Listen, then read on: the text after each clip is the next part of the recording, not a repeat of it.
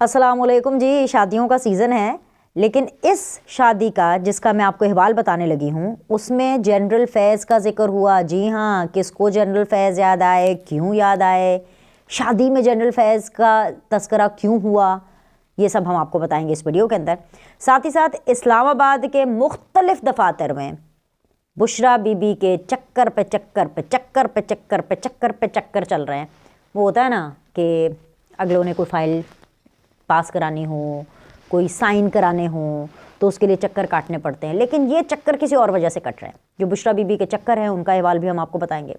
और एक बहुत अहम खबर डार फैमिली के हवाले से, मैं उस्मान डार और उमर डार के हवाले से बात कर रही हूँ। बिल्कुल आप हम सबको पता है, मैंने आपको बताया था अपने पिछले वीडियो में कि उनकी वालदा जो रेहाना आंटी हैं, ज़ाहिर है बुज़ुर्ग हैं, हम तो ऐसे ही उनका इज़्ज़त से ही नाम लेंगे, रेहाना साहिबा जो हैं, उनके कागजात नामज़दगी जो हैं वो मंजूर नहीं हुए हैं। ऑफ कोर्स वो कोर्ट जाके उसको चैलेंज कर सकती हैं, लेकिन इसके अलावा जो डार फैमिली है वो फिर से निर्गे में है। और वो इसलिए निर्गे में है क्योंकि उमर डार जो हैं वो गायब हो गए हैं। उमर डार किधर हैं किसी को नहीं पता है। इस हवाले से हम आपको तफसीलात बिल्कुल बताएंगे कि ये क्या सीन है, मतलब क्या चल क्या रहा है। ये सबसे पहले बात कर लेते हैं शादी के सीज़न की। शादियाँ हिट हैं भाई, दिसंबर, जनवरी, फरवरी, ये शादियाँ बड़ी हिट हैं। ख़ास तौर पर दिसंबर, मतलब मैंने तो एक दिन में दो शादियाँ भी अटेंड की हैं, 3, बल्कि इनफैक्ट एक दिन में तो मुझे 3 शादियों के इन्विटेशन थे। दोपहर में शादी, शाम को शादी, दोपहर में शादी, शाम को शादी। अब जाना भी ज़रूरी है, ज़ाहिर सी बात है, मिलना मिलाना लोगों से बहुत ज़रूरी होता है। लोग आपको बहुत प्यार से इन्वाइट करते हैं तो फिर जाना पड़ता है। कुछ यही सोच ले करके मौलाना फजलुर रहमान साहब की फैमिली की जो शादी है उसमें कुछ बड़े गए। और जब कुछ बड़ों की मैं बात करती हूँ तो मैं बड़े बड़ों की बात करती हूँ, तो जब बड़े लोग बैठे होंगे तो फिर बड़े लोगों का ही जिक्र होगा। मैं बात कर रही हूँ आसिफ अली जरदारी साहब वहाँ पर मौजूद थे। इसके अलावा जो सादिक संजरानी साहब हैं, चेयरमैन सेनेट हैं, वो वहाँ पर मौजूद थे। तो आपको पता है जो आसिफ अली जरदारी साहब हैं वो बहुत बरमला जनरल फैज़ के हवाले से बात करते हैं। जब जनरल फैज़ का डंका बोला करता था तब भी, जब जनरल फैज़ को नया नया साइड लाइन किया गया तब भी उन्होंने प्रेस कॉन्फ्रेंस के अंदर बोला कि general Faiz is over done and dusted, उनको सेटल कर लिया गया है, वो अपनी जगह पर पहुंच चुके हैं। याद है आपको? और इस दफ़ा भी आसिफ अली जरदारी साहब ने सादिक संजरानी को देख करके बोला, आंखों में आंखें डाल करके, अब तो फैज़ चला गया, अब तू क्या करेगा। इसके जवाब में जो सादिक संजरानी साहब हैं उन्होंने हाजिर जवाबी से काम लिया और उन्होंने आसिफ अली जरदारी साहब को कहा कि जनरल फैज़ तो चले गए, आप तो हैं ना सर। ये एक कंफर्ट जोन में इन दोनों की गुफ्तगू हो रही थी, लेकिन ये एक ऐसी गुफ्तगू थी जो कि बड़ी ज़बरदस्त भी थी, बड़ी एंटरटेनिंग भी थी, और ये रिपोर्ट भी हुई। तो मैंने कहा कि भाई मैं ये आपको भी रिपोर्ट करूँ कि अभी जनरल फैज़ का शादी के अंदर जिक्र क्यों हो रहा है, अभी जनरल फैज़ जो हैं वो क्यों रेलिवेंट हो रहे हैं। उसकी वजह यह है कि जनरल फैज़ तो रेलिवेंट रहेंगे, तब तक रेलिवेंट रहेंगे जब तक इनका जो चेले हैं और जब तक इन्होंने जिनके लिए सहूलतकारी की वो अपने मंतकी अंजाम को नहीं पहुंचते, तो जनरल फैज़ तो रहेंगे और उनके बारे में जिक्र भी होगी, उनके नाम का ताना तो पड़ेगा। और इसलिए भी पड़ेगा क्योंकि जनरल फैज़ ने बहुत से सियासतदानों को, बिजंचो साहब जो हैं ऑन रिकॉर्ड है, वो कहते थे जनरल फैज़ के आदमी हैं जो आए हैं और इन्होंने सारा कुछ कराया है पार्लियामेंट में, इसके अलावा कानून साजी के पॉइंट ऑफ व्यू से, इसके अलावा जो भी उनके ऑपोजिशंस के साथ हो रहा है, लोग खुलकर इस बारे में बात करते थे। लेकिन हाँ, इमरान खान के दौर में इसको रिपोर्ट नहीं किया जाता था। लेकिन ऐसा नहीं था कि जो चीज़ रिपोर्ट नहीं हो रही है तो वो लोग बोल नहीं रहे हैं। अब वही इमरान खान साहब हैं जो जेल की सलाखों के पीछे हैं। सिर्फ जेल की सलाखों के पीछे नहीं है, बल्कि इलेक्शन से भी वो माइनस हैं। मैं तो ये कहूँ कि पीटीआई का तो इलेक्शन ख़त्म ही हो गया, ख़त्म ही है ना, मतलब ख़त्म ही है कि जब आपके बल्ले को खेलने वाले ही नहीं हैं तो क्या होगा। और यही चीज़ हम बार बार इमरान खान साहब को समझा रहे थे कि ये आप जो टेक्निकल गलतियां कर रहे हैं, ये जो आप डिज़ास्टर्स कर रहे हैं, ये आप ना करें। इसके अलावा बेशक सियासतदानों के लिए ये जुमला तो कहना ठीक है और ताना मारना भी ठीक है और इसके ऊपर मजाक उड़ाना भी ठीक है, इसके ऊपर ठट्ठा लगाना भी ठीक है कि जनरल फैज़ तो चला गया, अब तू क्या करेगा। मगर कोई है जिसको जनरल फैज़ चाहिए। वो कोई कौन है? वो कोई है जी अदालत, क्योंकि अदालत का बड़ा हुक्म आया है। और वो कौन सी अदालत है? वो इसी अदालत है का बड़ा हुक्म आया है जो कि फैज़ाबाद धरना कमीशन है, उसके जो जज साहब हैं, ज़ाहिर सी बात है वो तो सीधा सीधा कह रहे हैं कि हमें जनरल फैज़ चाहिए, अब आए हमारे सामने पेश हों, हमारे सवालात का जवाब दें। उनको एक पहले भी नोटिस भेजा था लेकिन जनरल फैज़ साहब नहीं गए। اب ان کو دوبارہ بلایا گیا ہے اور اب کا مطلب یہ ہے کہ اس دفعہ تو ان کو آنا پڑے گا. اگر وہ خود نہیں آتے تو لکھت پڑھت میں ان کو سوالات کے جوابات دینے پڑیں گے، اور اس کے لیے اگر کوئی خصوصی پرمیشن بھی لینی پڑی تو وہ بھی لینی پڑے گی. اب اس کا بھی جو سارا کنیکشن ہے فیض آباد دھرنے کا، یہ پورا کا پورا عمران خان صاحب تک جاتا ہے. اکیلے جنرل فیض اس میں قصوروار نہ ٹھہرائے جائیں گے، نہ اکیلے اس میں جنرل فیض پھنسیں گے، بلکہ جنرل فیض سے کہیں زیادہ اس میں عمران خان پھنسیں گے. کیونکہ بینیفیشری فیض آباد دھرنے کا کون تھا؟ یہ دھرنا رچایا کیوں گیا؟ نواز شریف کو کمزور کرنے کے لیے، نواز شریف کو گرانے کے لیے، نواز شریف کو سیاست سے ہٹانے کے لیے. اور اس کا بینیفیشری کون تھا؟ عمران خان. کیونکہ کس کو لانا تھا؟ عمران خان کو لانا تھا. صرف جنرل فیض نے اس ٹائم پر اپنے پاور کو یوز اور ابیوز ہی نہیں کیا، مس یوز ہی نہیں کیا، بلکہ انہوں نے باقاعدہ طور پر ریاست کے خلاف ایک بڑا کردار ادا کیا. اور ریاست کے خلاف بڑا کردار جب میں کہتی ہوں تو وہ یہ ہے کہ انہوں نے اپنے اوتھ کا غلط استعمال کیا، انہوں نے سیاست کے اندر انٹرفیئرنس کی، نہ صرف سیاست کے اندر انٹرفیئرنس کی بلکہ ایک ریلیجس گروپ کو اکٹھا کیا، ان کو سیاست کا ایک لبادہ پہنایا، ان کو ایک پولیٹیکل پارٹی بنا کر کے پریزنٹ کیا، پورا ان کو فیسیلیٹیٹ کیا، اور نواز شریف کو گرانے اور عمران خان کو اٹھانے کی پوری مہم میں بڑھ چڑھ کر حصہ لیا. اب معاملہ یہ ہے کہ جو دھرنا کمیشن ہے فیض آباد کا، اس کا تو سونر اور لیٹر فیصلہ ہوگا. ہم سب کو انتظار ہے کہ اس کا کیا نکلتا ہے، کیونکہ آلریڈی جو فیض آباد دھرنے کا جو فیصلہ ہے وہ ہو چکا.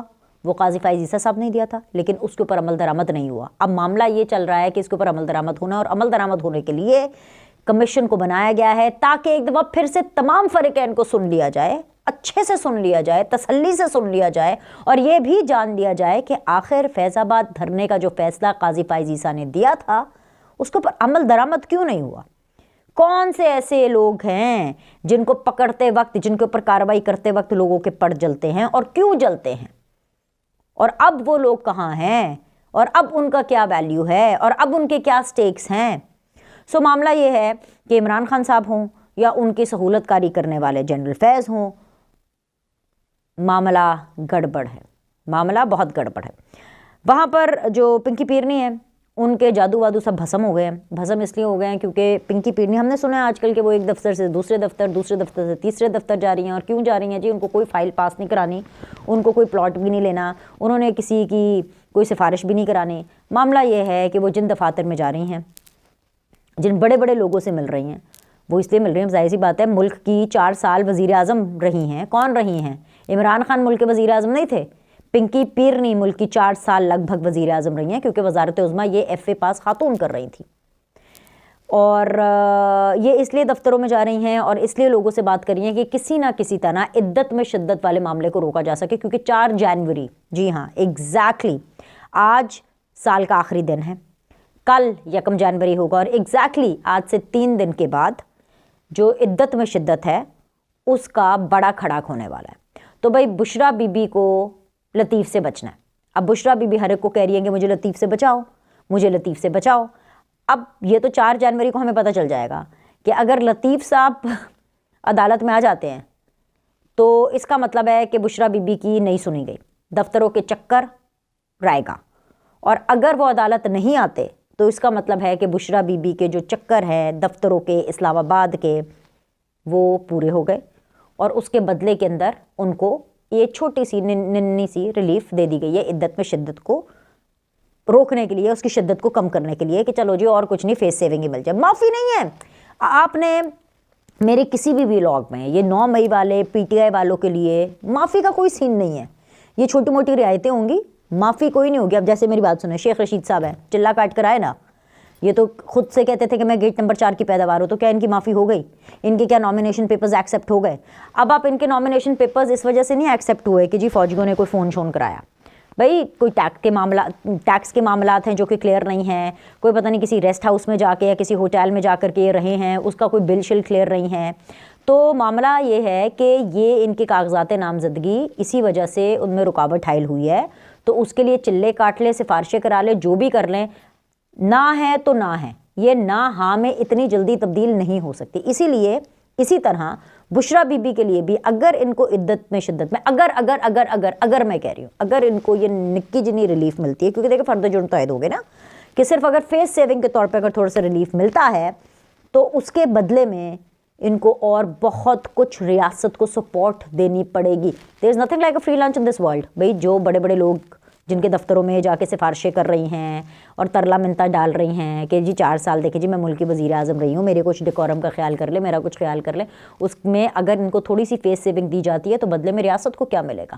بدلے میں جو ریاست کو یہ میاں بیوی کی یہ جو بنٹی ببلی پورے گینگ نے جو پاکستان کو نقصان پہنچایا اس کے بدلے میں تو کچھ چاہیے. لیکن اس پورے معاملے میں ایک چیز بڑی سنگین ہے, وہ ہے جی ڈار فیملی کے حوالے سے. جو عمر ڈار ہیں ان کو اریسٹ کر لیا گیا. اچھا مجھے نہیں پتا کیا کیا ہے, میں بتا دیتی ہوں آپ کو. مجھے میسج آیا عثمان ڈار صاحب کا. عثمان ڈار صاحب نے ایک میسج شیئر کیا تھا. وکیل ہیں جی ابوذر سلمان نیازی صاحب, اور اچھے وکیل ہیں, بڑے کمپیٹنٹ وکیل ہیں, اور ان کی وجہ شہرت یہ بھی ہے کہ یہ گلزار صاحب کے جو جسٹس گلزار صاحب ہیں ان کے داماد بھی ہیں. یہ آئی ایم شور کہ یہ ان کے وکیل ہوں گے عمر ڈار اینڈ عثمان ڈار فیملی کے.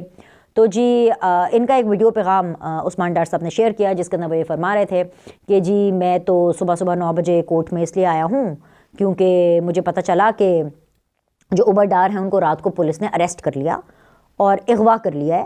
سو یہی ان کے الفاظ تھے کہ اریسٹ کیا ہے, اغوا کیا ہے. آئی ڈونٹ نو اس کے پولیس نے اریسٹ کیا کہ اغوا کیا, مجھے نہیں پتا. لیکن پھر ان کی فیملی یہ کہہ رہی ہے کہ جی عمر ڈار غائب ہے.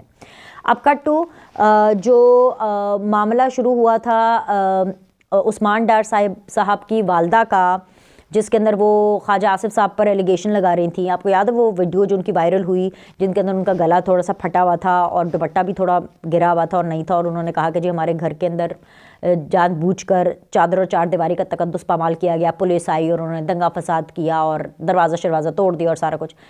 تب بھی پولیس یہ کہہ رہی تھی کہ ہم نے ایسا کچھ نہیں کیا, لیکن ہم گئے تھے کیونکہ ہمیں عمر ڈار مطلوب تھے. ان سے پوچھا گیا کہ بھائی اسی ٹائم پر جب کاغذات نامزدگی جمع کرانے اور یہ سارا سین ہو رہا ہے, الیکشن کی پوری مہم زور و شور سے چل رہی ہے, تو انہوں نے کہا کہ بھائی ہمیں ٹپ ملی تھی کہ عمر ڈار اسی ٹائم پر ہوں گے, ہمیں ٹپ ملی اس لیے ہم گئے اور ہم نے ان کو کیا, لیکن ہم نے یہ دروازے وغیرہ نہیں توڑے اور نہ ہم نے کوئی زود و کوپ کیا, نہ ہم نے کوئی فزیکل قسم کی کوئی جو ہے وہ وائلنس دکھایا.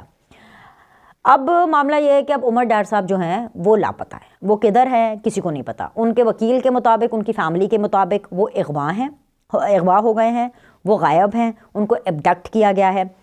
میں یہ سمجھتی ہوں کہ جو بھی کیا ہے انہوں نے جتنا بھی غلط کیا ہے ان کو کورٹ کے سامنے پیش کیا جائے, اور ان کے ساتھ جو بھی ہو وہ لا, آئین, قانون کے اعتبار سے ہو. کیونکہ اگر اس طرح سے کیا جائے گا تو پھر ان کے ساتھ ایک سمپتی ووٹ آئے گا کہ ہائی بیچارے ان کو اٹھا لیا. اگر انہوں نے کچھ غلط کیا ہے تو بالکل دکھائیں, کیونکہ یہ اٹھانا, غائب کرنا, یا اگر پی ٹی آئی بھی یہ موقف اپنا رہی ہے جان بوجھ کر, اگر وہ یہ موقف اپنا رہی ہے کہ وہ گرفتاری کو ایبڈکشن, اغوا کے طور پر یا غائب ہونے کے طور پر پیش کری ہے, تو میں سمجھتی ہوں کہ یہ چیز بھی غلط ہے, یہ نہیں ہونی چاہیے. لیکن اس وقت جو سٹیٹس ہے کہ وہ ہے کہ جی عمر ڈار صاحب کو کل سے اٹھایا گیا, اریسٹ کیا گیا یا غائب کیا گیا یا پتہ نہیں کیا, لیکن ابھی تک وہ کسی عدالت میں پیش نہیں ہوئے ہیں, ابھی تک نہیں پتا کہ وہ کدھر ہیں. تو یہ ایک بڑی چیز ہے جو کہ منظر عام پر آئی ہے کنسیڈرنگ ڈار فیملی. دوسری طرف ان کے والدہ کے کاغذات نامزدگی ہے جو کہ مجھے لگتا ہے کہ سونر اور لیٹر وہ ایکسیپٹ شاید ہو جائے, بیکاز ان کے پاس ابھی ایک چانس ہے کہ وہ عدالت میں اس کو چیلنج کر سکتی ہے. ابھی کے لیے اتنا ہی. لائک کریں, سبسکرائب کریں, کیونکہ آنے والے دن پاکستان کے لیے, ہمارے لیے, سیاست کے لیے بڑے انٹرسٹنگ ہونے والے ہیں. سی یو سون.